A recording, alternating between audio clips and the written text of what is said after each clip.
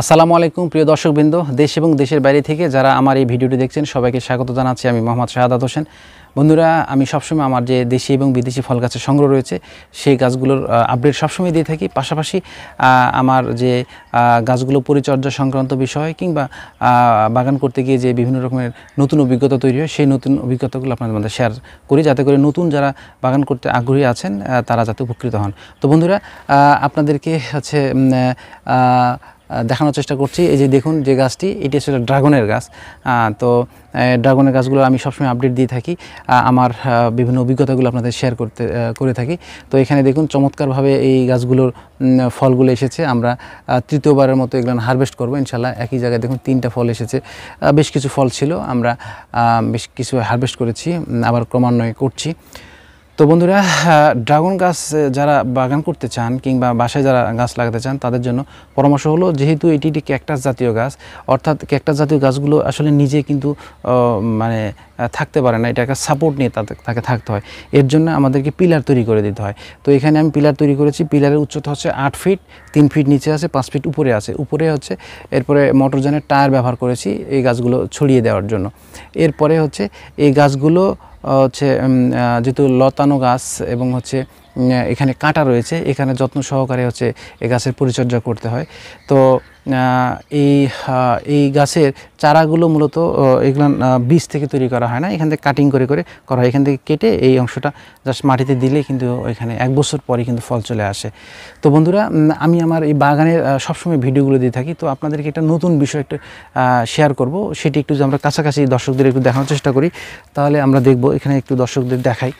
এই যে পুরা দেখতে পাচ্ছেন দর্শকরা, এখানে আমার গাছ রয়েছে এবং নিচে কিন্তু পলিথিন পেপার দেওয়া আছে, তাই না? তো অনেকে হয়তো মনে করতে পারেন আচ্ছা পলিথিন পেপার দেওয়ার কারণটা কি। তো এটি আসলে একটা বিশেষ কারণে দেয়া। এটা হচ্ছে আমার মাথায় এই বিষয়টা মনে হয়েছে বলে আমি এটা করেছি নিজ উদ্যোগে। সেটা হচ্ছে এই গাছের নিচে কিন্তু প্রচুর পরিমাণে ঘাস হয়। এত ঘাস হয় যে হচ্ছে আপনি পরিষ্কার করার পর দেখবেন 1 সপ্তাহের মধ্যে প্রচুর পরিমাণে ঘাস হয়ে গেছে।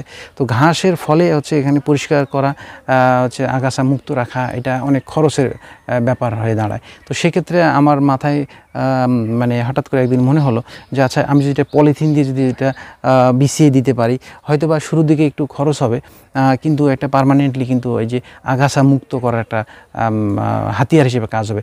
সেই ভাবনা থেকে কিন্তু আমি এখানে কি করেছি, যে দেখুন এখানে ড্রাগন গাছে যেই জায়গাটিতে হচ্ছে আমার গোড়া আছে ড্রাগন গাছে, সেটা বাকি রেখে বাকি সব জায়গায় আমি কিন্তু পলিথিন পেপার দিয়ে মুড়িয়ে দিয়েছি জায়গাগুলোতে। এতে করে হচ্ছে কি এখানে আর ঘাস বের হচ্ছে না। তো এখানে পলিথিনগুলো হচ্ছে দেখুন, এখানে আপনারা যে একটু খেয়াল করে দেখেন, এই যে নিচে কিন্তু ঘাস আছে, এই ঘাসগুলো কিন্তু বড় হচ্ছে না, এটা আপনারা দেখতে পাচ্ছেন না হয়তো, কিন্তু এর নিচে কিন্তু ঘাস আছে। এই ঘাসগুলো কিন্তু বড় হবে না, উপরে আসবে না, এতে করে কিন্তু আগাছা কিন্তু কম থাকবে। আমার নিড়ানির জন্য যে পরিমাণ খরচ হয় সেটা কিন্তু আমি অনেকটাই মুক্ত হব। তো বন্ধুরা, আপনারাও কিন্তু আমার এই টেকনিকটা হচ্ছে বা এই আইডিয়াটা কিন্তু ব্যবহার করতে পারেন, পরীক্ষামূলকভাবে করতে পারেন। যাদের হয়তো বিশাল এরিয়া, হয়তো মনে হতে পারে যে না পলিথিন পেপার অনেক খরচ হবে, কিন্তু আসলে দেখুন আপনি যদি হিসাব করে দেখেন যে আপনার আগাছা মুক্ত করার জন্য যে পরিমাণ লেবার কস্ট আপনার হয়, সেক্ষেত্রে শুরুতে একবার যদি এটা দেওয়া যায়, তাহলে আমি জানি না এটা আসলে কতদিন টেকসই হবে। যদিও তারা বলেছে যে 3 বছর পর্যন্ত এটা হচ্ছে টেকসই হতে পারে। তো দেখা যাক, এটা পরবর্তীতে আপনাদেরকে আমি আপডেট দিব। তো সেই পরিকল্পনা থেকে আমি যখন এটি করেছি হচ্ছে, তাতে এখন পর্যন্ত মোটামুটি আমি মানে ভালো একটা ফিডব্যাক পাচ্ছি। মানে ঘাসগুলো হচ্ছে না, যেখানে আমি ঘাসগুলো দিই নাই, মানে পলিথিনগুলো দিই নাই, সেখানে কিন্তু অলরেডি ঘাস তো হয়েছে, আর যেখানে আমার পলিথিন দেওয়া আছে সেখানে কিন্তু ঘাস কিন্তু নাই। তো সেই হিসাবে আমার মনে হচ্ছে যে না, এটা একটা ভালো একটা আউটপুটে আসলে পাওয়া সম্ভব। তো বন্ধুরা, এই বাগানের সবসময় আমি ভিডিও দিয়ে থাকি, একটু দর্শকদের যে একটু কাছাকাছি আর একটু দেখানোর চেষ্টা করি, তাহলে তারাও একটু বুঝতে পারবে যে এই যে ড্রাগন গাছ বন্ধুরা দেখতে পাচ্ছেন, এটা আমার হচ্ছে গত বছর লাগানো গাছ, গত বছর আগে লাগিয়েছিলাম। আর এই পাশের গাছগুলো আমার হচ্ছে 4 মাসে একটু কিছুদিন বেশি হচ্ছে। এগুলান গাছগুলো 1 বছরের মধ্যে এগুলান আবার ফল দিতে শুরু করবেন ইনশাল্লাহ। তো আপনারা যারা এই যে নতুন করে এখানে কুড়ি দিচ্ছে, এখানে ফল হয়েছে, এটা গত 2 দিন আগে এটা মানে ফুল ফুটেছিল। এরপর নতুন করে এখানে কুড়ি হচ্ছে।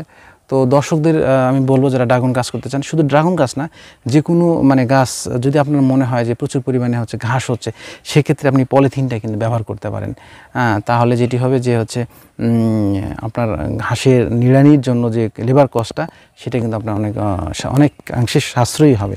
তো যেহেতু পরীক্ষামূলকভাবে আমি করেছি, পরবর্তী ভালো ফলাফল কেমন আসবে তার উপর আপনাদেরকে আবারও এর একটা আপডেট দিব, তাহলে আপনারা বুঝতে পারবেন। পাশাপাশি আপনারা নিজেরা কিন্তু এই পদ্ধতিটি ব্যবহার করতে দেখতে পারেন, পরীক্ষামূলকভাবে দেখতে পারেন, বড় স্কেলে না করলেও। তো বন্ধুরা, আমি সবসময় আমার বাগানের বিভিন্ন রকমের ভিডিও আপনাদেরকে শেয়ার করি, আমার অভিজ্ঞতাগুলো শেয়ার করার চেষ্টা করি। তো যারা আমার এই ভিডিওটি নতুন প্রথমবারের মতো দেখছেন, তাদের প্রতি অনুরোধ আপনারা অবশ্যই আমার চ্যানেলটি সাবস্ক্রাইব করবেন। আর যারা হচ্ছে অলরেডি সাবস্ক্রাইব করেছেন, তাদের প্রতি অনেক অনেক কৃতজ্ঞতা। তো বন্ধুরা, ভালো থাকবেন, সুস্থ থাকবেন। নতুন কোনো বিষয় নিয়ে আপনাদের মাঝে আবারও উপস্থিত হব সে প্রত্যাশায়। আজ এ পর্যন্তই। আল্লাহ হাফেজ। আসসালামু আলাইকুম।